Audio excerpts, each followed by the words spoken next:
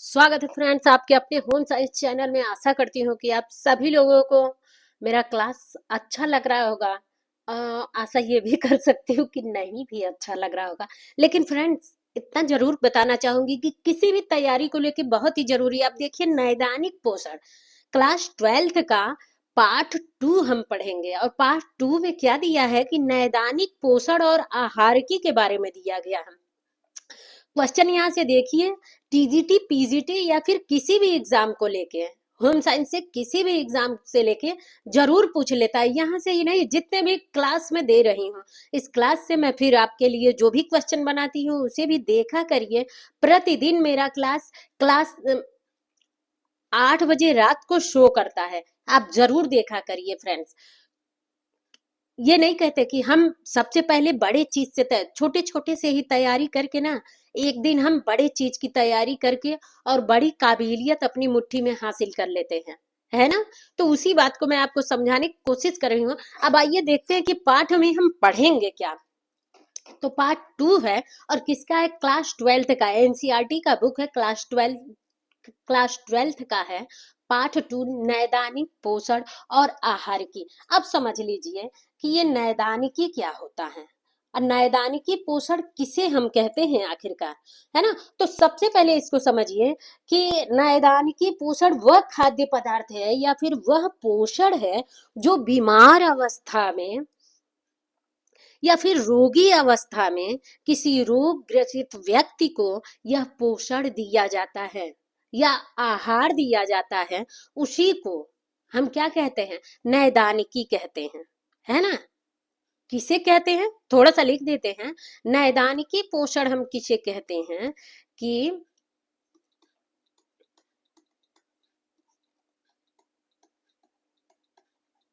बीमार व्यक्ति को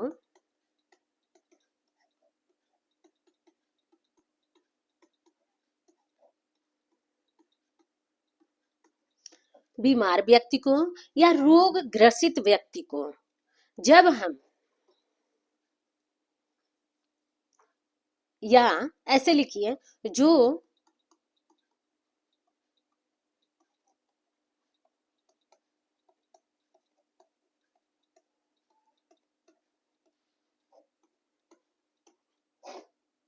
वही क्या है?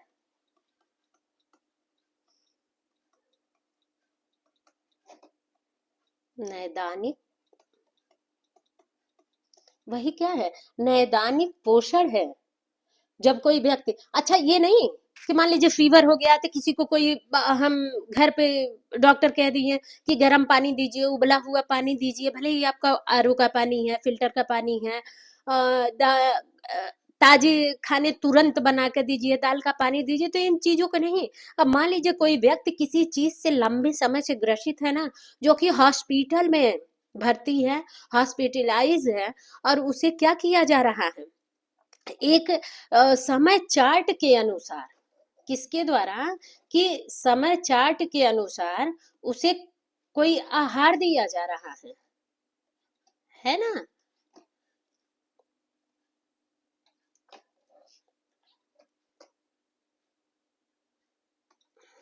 अब यहां हो गया आपका समय। समय कितने बजे देना है, क्या देना है, कब देना है, कितना देना है ना। ये सब मेंशन हो गया ना, तो पता चलता है 9 बजे। ये 9 बजे आपका समय, सॉरी, 9 बजे यहाँ हो जाना चाहिए। कब? अर्थात 9 बजे हमें क्या देना है? क्या देना है? ब्रेड है, मेंशन, यहाँ समझ लीजिएगा, मेंशन कोई अन्य चीज, ब्रेड, ब्रेड के साथ एग है, एक एग देना है ना। फिर आ जाएगा दोपहर को आपको क्या देना है? 1 गिलास सूप देना है। दोपहर को 12 बजे आपको क्या देना है? सूप देना है, 1 गिलास देना है। उसके साथ उसके बाद में 2 बिस्किट देना है, थोड़ी सी चाय देना है। तो यही जो आहार तालिका बन जाता है ना, यही जो देखते हैं ना, वहां पे क्या होता है, वो नर्स आती हैं, टाइम टू अकॉर्डिंग उन्हें सूप देंगी, उन्हें दवा देंगी, उस अनुसार उनका जो भी आहार चलेगा, पूरक आहार जो भी होगा ना, उसी को हम कहते हैं आहार की नैदानिक ये भी नोट कर लीजिएगा कि क्या कहते हैं उसे हम, कि आहार की नैदानिक, इसे ये भी बोलते हैं, है ना। और मेन मेन जानते हैं ये किसके लिए होता है? मेन ये ऐसे समझिए कि किसके लिए होता है। ये जो स्वास्थ्य विज्ञान एवं चिकित्सा विज्ञान में ये ज्यादा महत्वपूर्ण होता है। आप कहीं भी जाते हैं, देखिए किसके लिए होता है। स्वास्थ्य विज्ञान और चिकित्सा विज्ञान का मतलब होता है ना डॉक्टर। आप डॉक्टर के यहाँ जाते हैं, मान लीजिए आप नहीं जाते, कोई भी रोगी जाता है, वो ज्यादा, अब मान लीजिए कार्बोहाइड्रेट से ग्रसित है, उसे क्या है, इंसुलिन की गोलियां चाहिए। तो बहुत ज्यादा अगर हो गया है तो डॉक्टर रोक लेता है, कहते हैं ना कि इन्हें रुकना पड़ेगा। तो उसके अनुसार जो वो डाइट चलता है ना, तो डॉक्टर जो देखते हैं ना, वही डॉक्टर का ही ज्यादा कार्य होता है नैदानिक पोषण, उन्हीं के देख रेख में ये नैदानिक पोषण होता है। फिर चाहे स्वास्थ्य विज्ञान हो के या चिकित्सा विज्ञान में इसका क्या होता है, महत्वपूर्ण योगदान होता है ना। विशेषज्ञ विशेषज्ञों का परामर्श लिया जाता है, डॉक्टरों का सलाह लिया जाता है, जो पोषण से जानकारी हमें देते हैं उसके बारे में। अब मान लीजिए कि ज्यादा दिन से अगर रहती है तो डिस्चार्ज होने के बाद भी क्या होता है, उन्हीं के जो ये चार्ट पेपर बना हुआ है आहार की का, आहार पोषण का, उन्हीं के जरिए हम घर पे भी देते हैं। और उसी को कुल मिला के नैदानिक पोषण किससे संबंधित है, किसी बीमार व्यक्ति या रोग ग्रसित व्यक्ति को जब वो पूरक आहार दिया जाता है। और पूरक आहार का मतलब यहाँ पे यही समझिए ना, वो बच्चों वाला ना समझिए पूरक आहार। पूरक आहार का मतलब वही समझिए ना कि मान लीजिए किसी व्यक्ति के अंदर कोई बच्चा है, कार्बोहाइड्रेट उसके अंदर बहुत कम है, तो कार्बोहाइड्रेट वाले उच्च खाद्य पदार्थों को उसे मेंशन किया जाएगा इस चार्ट में, इस चार्ट इतने में, है ना। सभी आइटमों को इतने किया जाएगा। उसके अंदर प्रोटीन की कमी है तो प्रोटीन रिच वाले सोर्स इसमें मेंशन किए जाएंगे इसके आहार तालिका में, है ना।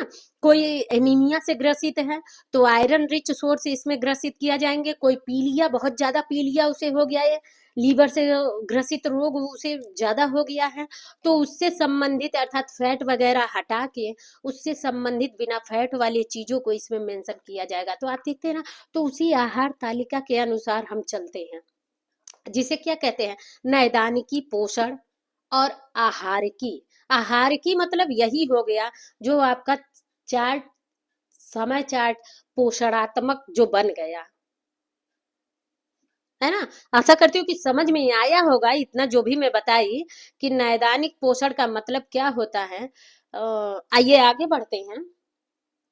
अब देखते हैं कि अधिगम उद्देश्य, हमें पूरे चैप्टर में पढ़ना क्या है ना। पूरे चैप्टर में हमें पढ़ना क्या है ये देख ले। इस अध्याय को पढ़ने के बाद विद्यार्थी किसमें सक्षम होंगे, नैदानिक पोषण और आहार की में सक्षम हो जाएंगे कि रोग, अगर इन रोगों से ग्रसित कोई व्यक्ति है तो हमें क्या क्या पोषण देना चाहिए। और ये आवश्यक है, कहीं कहीं देखते हैं ना किसी परिवार में लापरवाही हो जाती है, कह दिया जाता है कि इन्हें गर्म चीजें ना दीजिए, कॉफी ना दीजिए, गर्म दूध ना दीजिए, ये क्या हुआ, चाय ना दीजिए, तो फिर भी वो आदि है, अच्छा लो थोड़ा सा पी लो।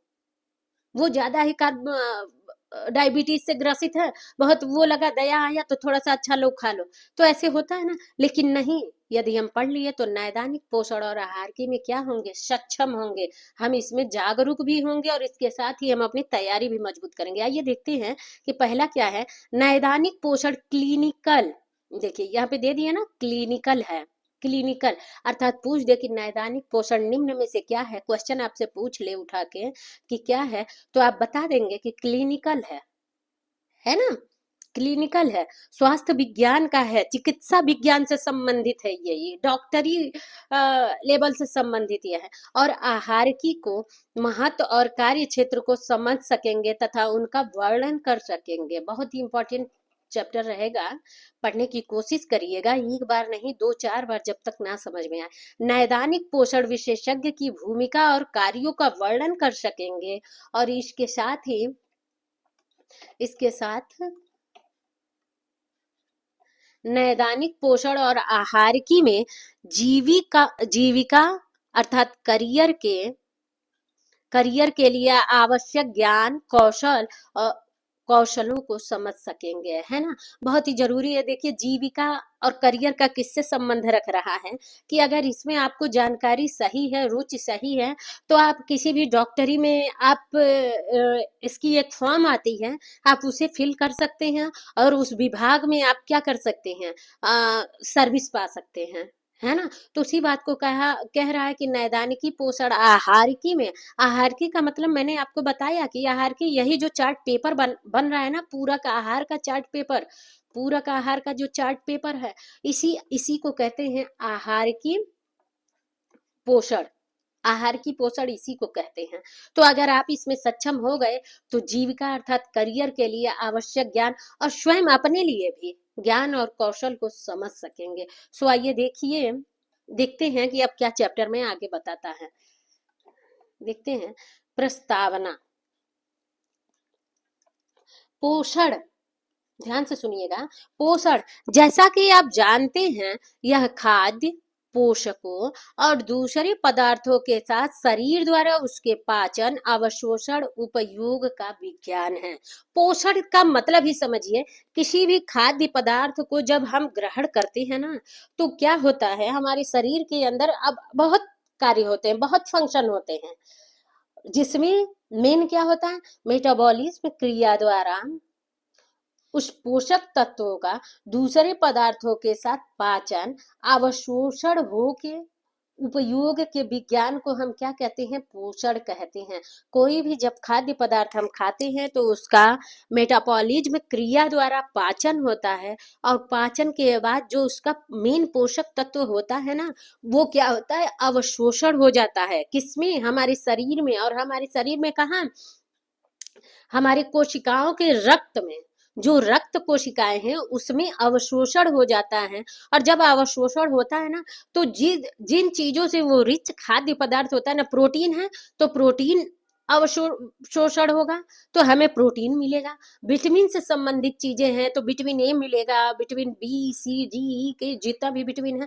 कार्बोहाइड्रेट ले रहे हैं तो कार्बोहाइड्रेट हमें मिलेगा रक्त के जरिए अवशोषण होके। और जो भी देखते हैं, जो वेस्ट पदार्थ होते हैं मल के थ्रू निकल जाते हैं, है ना। तो उसी चीज को बताया गया है और उसी को कहा गया है कि खाद्य पदार्थों द्वारा पाचन के फलस्वरूप उपयोग शरीर द्वारा किस पदार्थ में कितना उपयोग करता है, हम उसका उपयोग कर रहे हैं इसमें, है ना। समझ में आ रहा है ना। अब अगला देखिए कि पोषण का सरोकार। यहाँ पे देखिएगा कि क्या कह रहा है, पोषण का सरोकार।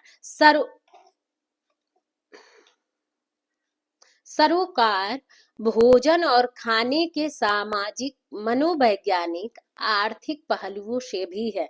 अब पोषण का सरोकार, सरोकार का मतलब समझिएगा ना कि संबंध, पोषण का संबंध भोजन और खाने के सामाजिक, मनोवैज्ञानिक और आर्थिक पहलू से भी है। पोषण का संबंध, अब मान लीजिए कि खाने के सामाजिक पहलू का मतलब समझ लीजिए कि किसी समाज में, ऐसे समाज में है कि वहां पे नॉनवेज नहीं खाया जा रहा है, नॉनवेज नहीं खाया जा रहा है, और आप नॉनवेज खाने वाले हैं, है ना, मीट मांस मछली आपको बहुत ही पसंद है, तो क्या उस समाज में आप खा सकते हैं। सुबह शाम घंटियों की आवाज आ रही है, शंख की आवाज आ रही है, लोग आपस में एक दूसरे से बात भी करते हैं। हम जिस समाज में रहते हैं तो हमें पता चलता है ना कि ये नहीं खाते, तो क्या हम उस समाज में खा सकते हैं, नहीं खा सकते। तो ऐसे भी हमारे शरीर पर पोषण का स्तर पड़ेगा। क्यों, क्योंकि हम खाएंगे नहीं, हमारा मन है तो हम उसे खा नहीं रहे, तो ऐसे सामाजिक असर भी पड़ता है। मनोवैज्ञानिक असर क्या पड़ता है कि जिस समाज में है उसमें हम खाते हैं, सबको सुनते हैं कि यहाँ खाया जाता है, लोग बता रहे हैं कि एक खाने से बहुत ही रिच सोर्स है, प्रोटीन रिच सोर्स है, नॉनवेज खाने से तरह तरह के रोग दूर होते हैं। अब देखिए जैसे टीबी उबी से जो ग्रसित होता है ना, जो जो टीबी ग्रसित रोग से ग्रसित होते हैं ना जो लोग, उन्हें क्या किया जाता है, नॉनवेज भोजन अगर लेना तो बहुत मतलब ज्यादातर वो सही हो जाते हैं। वो क्यों, क्योंकि उनके अंदर धीरे धीरे पोषक तत्वों की कमी है। और हम जानते हैं कि जो नॉनवेज चीजें हैं, जो भी मांसाहारी चीजें हैं, वो रिच सोर्स होते हैं प्रोटीन के। तो अब क्या है, कोई हमारे समाज में खाया जा रहा है तो लोग हमें बता रहे हैं, और वहां पे हम नहीं खा रहे हैं तो लोग कह रहे हैं ये खाओ, और अगर हम उसे खा रहे हैं तो हम बार बार उल्टी कर दे रहे हैं, हमें पच नहीं रहा है, हमें घिन आ रही है।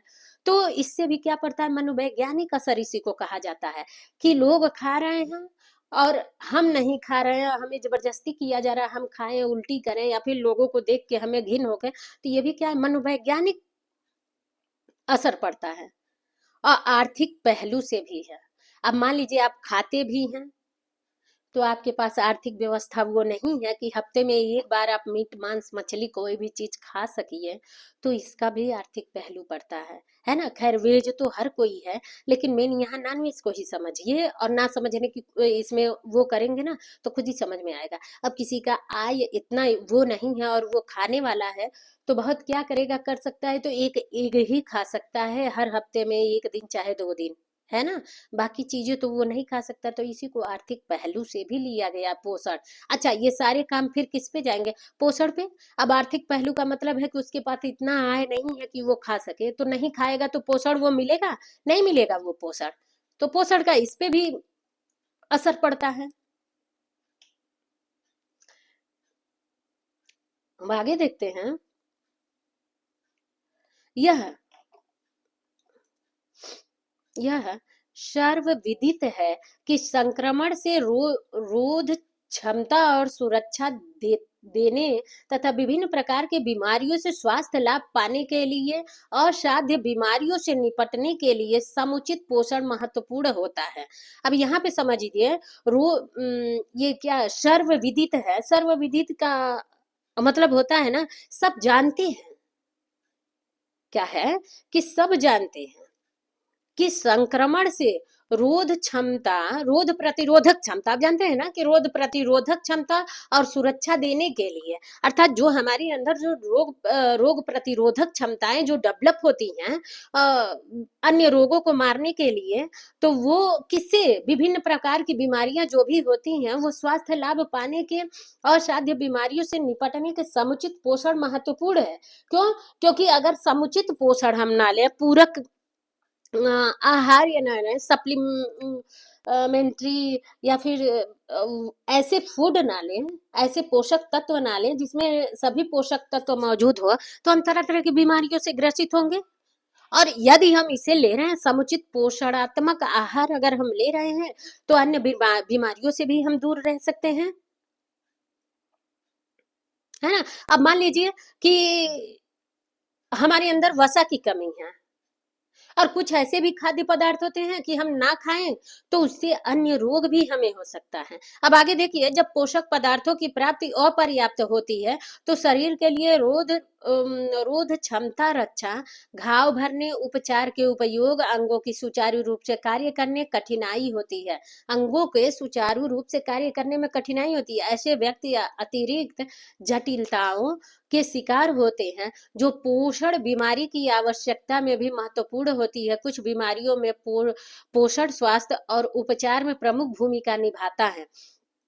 पोषण क्या करता है, कुछ बीमारियों में प्रमुख भूमिका निभाता है। अब मान लीजिए कि हमारे अंदर वसा की कमी है, तो आपको पता है ना कि वसा क्या होती है, दो में विभक्त है। एक तो पानी में, जल में घुलनशील है, और एक क्या होती है, वसा में। बीसी आपका बीसी आपका जल में घुलनशील है, एडी के ई आपका क्या हो गया, वसा में घुलनशील है। जब ये वसा की कमी ही हो जाएगी, ऐसे समझिए, आसानी से समझ जाएंगे, वसा की ही कमी है आपके शरीर के अंदर, तो ये तो भाई कम हो ही जाएंगे ना। आप कितना भी विटामिन ए खाइए, लौकी खाइए, विटामिन डी लीजिए, कितना भी फिश ऑयल खाइए या फिर फिश खाइए, कितना भी विटामिन के खाइए, सारी ग्रीन वेजिटेबल खाइए, कितना भी विटामिन ई लीजिए, अंकुरित अनाज अनाज लीजिए, गेहूं की बाली है, या फिर जो भी चीजें ले रहे हैं, तो ये ब्यूटीनेस भी आपका खत्म होगा।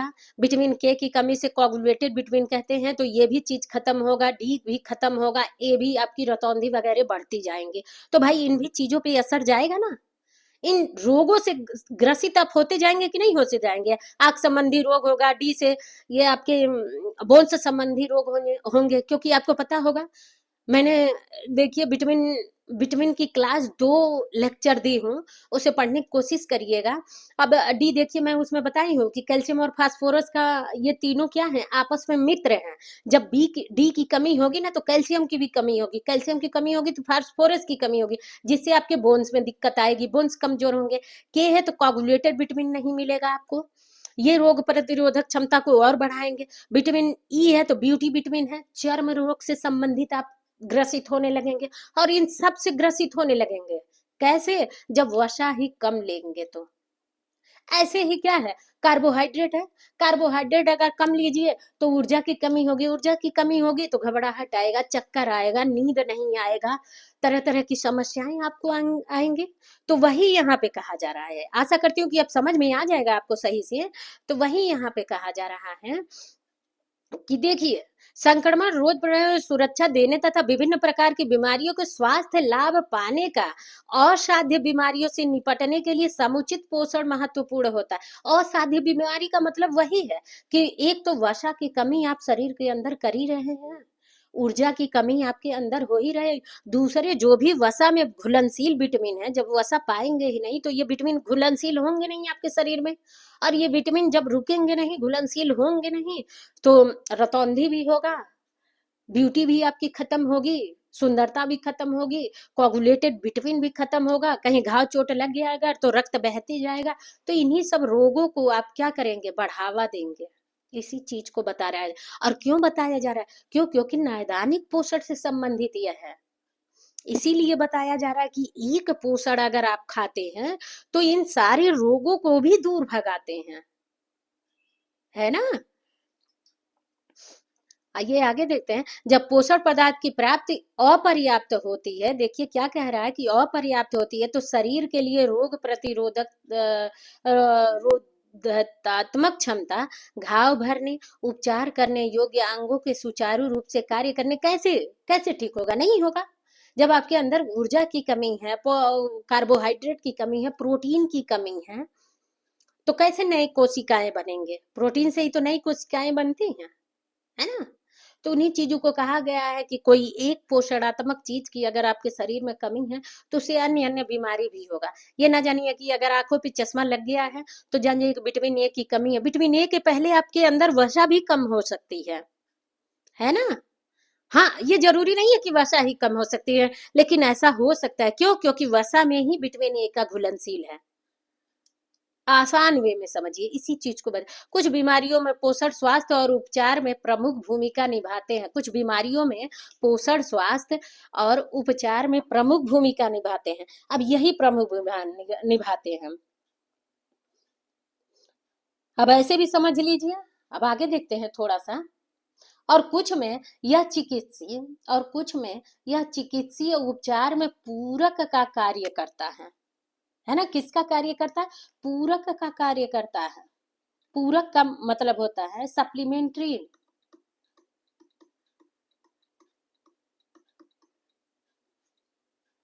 किसका कार्य करता है, सप्लीमेंट्री का कार्य करता है। बीमारी से पहले और बाद में पोषक स्थिति और सहायता, रोग के पूर्वानुमान, स्वास्थ्य लाभ, अस्पताल में ठहरने के समय निर्धारण में महत्वपूर्ण भूमिका क्या करता है, निभाता है।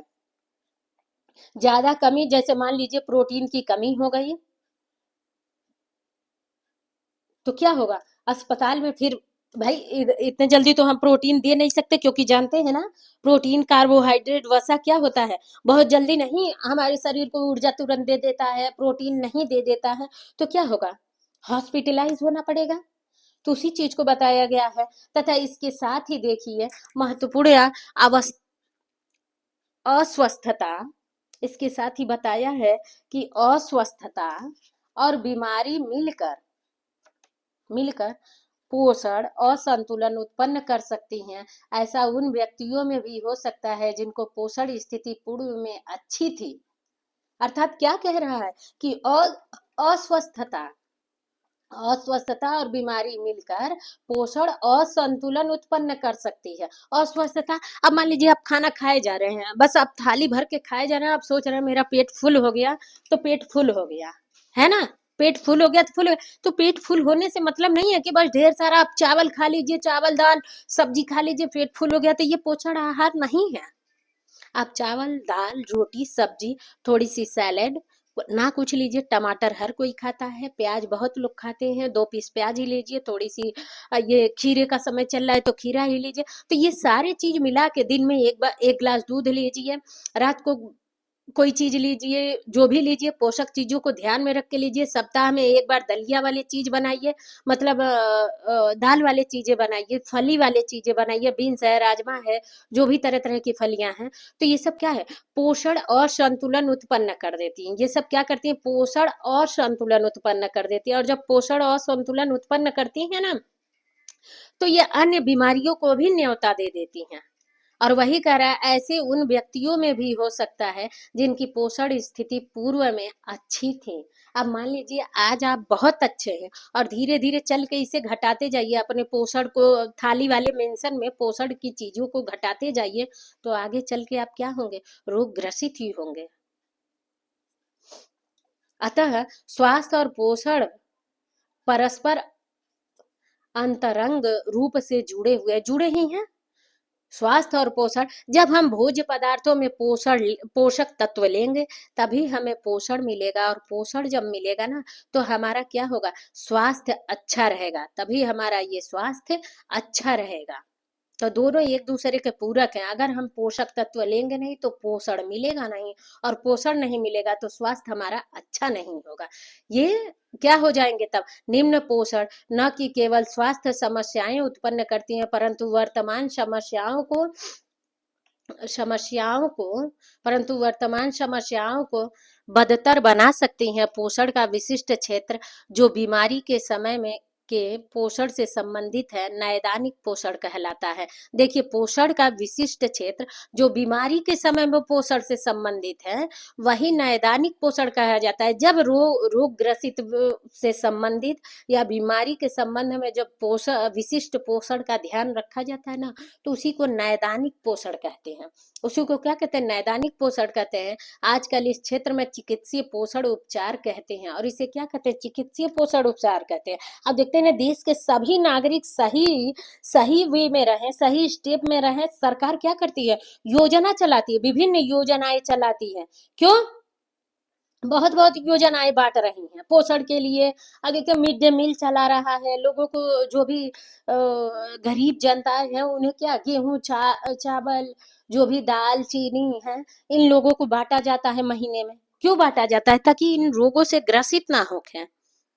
गत वर्षों में आप जानते हैं ना कि जल्दी में वित्त वर्षों में क्या हुआ था कि तत्वों में कमी आया था, जो कि रोग व्यक्तियों को पोषण से प्रभावित कर रहे थे। और ज्यादा क्या होता था कि व्यक्तियों को रोगों से, व्यक्ति क्या होते थे, रोगों से ग्रसित हो जा रहे थे। और नैदानिक पोषण का प्रमाणीकरण जो होता है ना, वो हॉस्पिटल में होता है ना। और नैदानिक पोषण, ये नोट कर लीजिए कि नैदानिक पोषण जो होता है ना, आहारिकी पर केंद्रित रहता है। नैदानिक पोषण जो आपका होता है,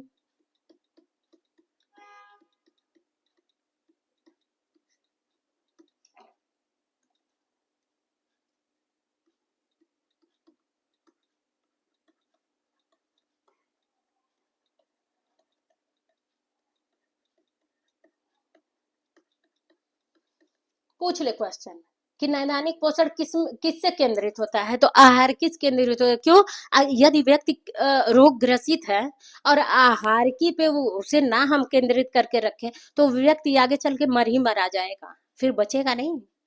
यदि उसे उचित आहार की का ध्यान ना दिया गया, और आहार की का मतलब ऊपर ही मैं बता दी हूँ, है ना। दूसरा पॉइंट नोट कर लीजिए कि उपचारात्मक पोषण, नैदानिकी पोषण का दूसरा पॉइंट नोट करिए।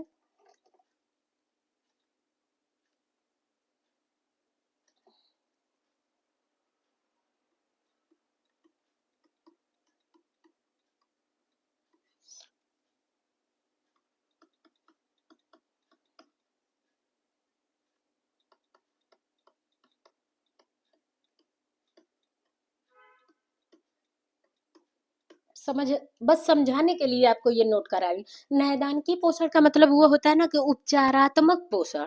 और उपचारात्मक पोषण होता है कि उस रोगी में जिस पोषक तत्व की कमी है वही आहार की उसे प्रदान की जाती है। कार्बोहाइड्रेट की कमी है तो कार्बोहाइड्रेट रिच सोर्स वाले चीजों को उसमें मेंशन किया जाएगा। कार्बोहाइड्रेट ज्यादा है तो कार्बोहाइड्रेट के कम सोर्स वाले चीजों को मेंशन किया जाएगा। प्रोटीन की कमी है तो प्रोटीन रिच सोर्स मेंशन किया जाएगा। आयरन कमी है तो आयरन रिच सोर्स को कमी किया जाएगा। फ्रेंड्स, आशा करती हूँ कि आप लोगों को समझ में आ रहा होगा नैदानिक की। और अब मैं पूरे देखिए एक एक शब्द को निचोड़ के साथ आपको बताती हूँ। फ्रेंड्स, अगर क्लास अच्छा लगे ना तो ज्यादा से ज्यादा इसे सब्सक्राइब करिए, शेयर करिए, सब्सक्राइब करिए, लाइक करिए प्लीज फ्रेंड। आगे देखिए, एक पॉइंट और नोट कर लीजिए तो आपको और अच्छे से समझ में आएगा कि देखिए नैदानिकी का मतलब